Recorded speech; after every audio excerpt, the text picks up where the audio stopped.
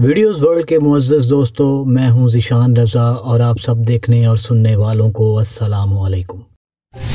तुझे देख देख सोना, तुझे देख कर है जगना, मैंने ये जिंदगानी संग तेरे बितानी, तुझ में बसी है मेरी जान। हाय जिया धड़क धड़ जिंदगी ये सफर में कट रहा है रास्ता, जिंदगी ये सफर में कट रहा है रास्ता। दोस्तों, क्या आप जानते हैं कि राहत फ़तेह अली खान के मशहूर ज़माना सुपरहिट ये दोनों फिल्मी गीत किसने लिखे हैं? यकीनन आपके जहन में किसी भारतीय शायर का नाम आ रहा होगा, जैसा कि जावेद अख्तर या गुलजार साहब। तो आज हम आपको ऐसी खबर दे रहे हैं जिसको सुनकर आप हैरत के समंदर में गोते खाने पर मजबूर हो जाएंगे। दोस्तों, ये दोनों और इसके अलावा राहत फ़तेह अली खान के बाज़ गाने हमारी मशहूर ज़माना ड्रामा एक्ट्रेस सादिया इमाम, जिनके नाम से आप सब लोग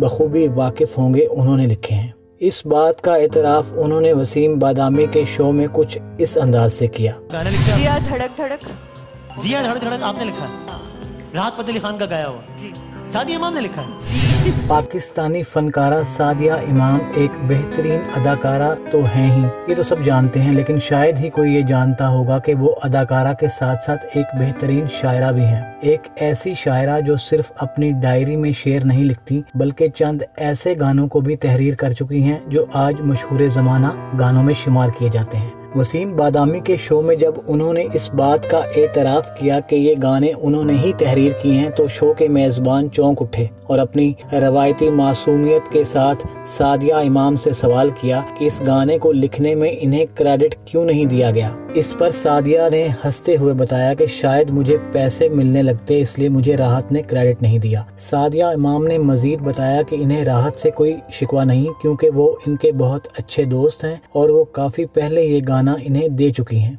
और जब उन्होंने ये गाना तहरीर किया था तब वो खुद भी नहीं जानती थी कि मुकम्मल होकर ये इतना खूबसूरत गाना बन जाएगा। सादिया इमाम के मुताबिक वो जिया धड़क धड़क के अलावा एक और कामयाब गाने जिंदगी सफर में है कट रहा है रास्ता को तहरीर कर चुकी हैं, जिसकी गुलकारी भी राहत फ़तेह अली खान ने की है। अदाकारा ने यह भी बताया कि राहत ने शायद इसलिए ऐसा किया क्योंकि वो भारत में ये नहीं दिखाना चाहते थे कि ये गाना किसी पाकिस्तानी ने तहरीर किया है। याद रहे कि जिन गानों को तहरीर करने का दावा सादिया इमाम कर रही हैं, वो बॉलीवुड फिल्मों में शामिल किए गए जो आज दुनिया भर के कामयाब गानों में शुमार किए जाते हैं। और दोस्तों, हैरानी की बात यह है कि YouTube पर शेयर करदा इन गानों में लिखारियों का क्रेडिट किसी दूसरे शायरों को दिया गया, जैसा कि जिया धड़क धड़क गाने का क्रेडिट सादिया इमाम की जगह सईद कादरी को दिया गया, जबकि जिंदगी सफर में है गाने का क्रेडिट सचिन गुप्ता को दिया गया। जब शो के मेजबान ने उनसे सवाल किया कि क्या इन्हें लगता है कि इनके साथ सियासत की गई, तो इस पर सादिया का कहना था कि मुझे नहीं लगता